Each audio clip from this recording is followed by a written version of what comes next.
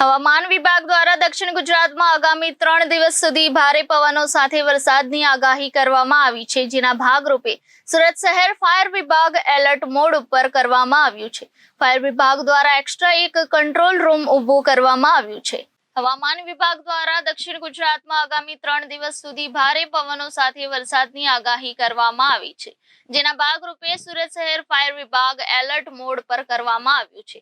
Fire વિભાગ દ્વારા extra એક કંટ્રોલ રૂમ ઊભું કરવામાં આવ્યું છે। ગત રોજ રાત્રે સમગ્ર સુરત શહેરમાં ભારે પવનો ફૂંકાયા હતા, જેના રાત્રે 10 વાગ્યાથી લઈને સવારે 5 વાગ્યા સુધી સમગ્ર સુરત શહેરમાં 17 જેટલા વૃક્ષો ધરાશાયી થયા હતા। જો કે આ વૃક્ષ ધરાશાયીમાં કોઈ પણ પ્રકારની હાનિ થઈ ન હતી।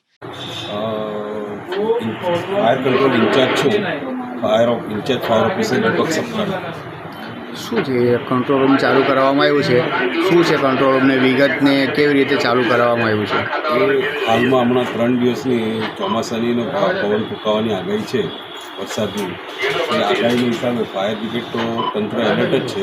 એક ઇમરજન્સી કંટ્રોલ રૂમ હમણાં તાત્કાલિકમાં અર્જન્ટમાં ચાલુ કરવામાં આવે છે। 3 દિવસની આગાહીને લઈને તંત્ર કેટલા અલર્ટ છે ને આ સુધી કેટલા કોલ આવ્યો? તંત્ર તો આપણું ફાયર બ્રિગેડ એમ તો 24 કલાક એલર્ટ જ રહી છે। આજ રોજ ગઈકાલ રાતથી લઈને અત્યાર સુધીમાં 17 જેવા ઝાડના 17 થી 18 કોલ જેવા ઝાડના કોલ મળેલ છે। આપણે આ આગાહીને લઈને કેટલા જવાનો અને કેટલા ઓફિસરો તૈયાર છે? ફાયર ટોટલ સ્ટાફ તો એલર્ટ જ છે। કોઈ બહારથી ટીમ બોલાવવામાં આવી છે? ના, અત્યાર સુધી એવી કોઈ પરિસ્થિતિ નથી આવી કે બહારથી ટીમ બોલાવવી પડે। નીચા વિસ્તારોમાં પાણી ભરે એના માટે શું રક્ષા કરવામાં આવ્યું છે? નીચા વિસ્તારોમાં પાણી તો હાલ ભરાયા નથી, પણ જો કદાચ ભવિષ્યમાં ભરાય પાણી તો આપણી પાસે બોટની વ્યવસ્થા સુરત ફાયર બ્રિગેડ પાસે છે જ।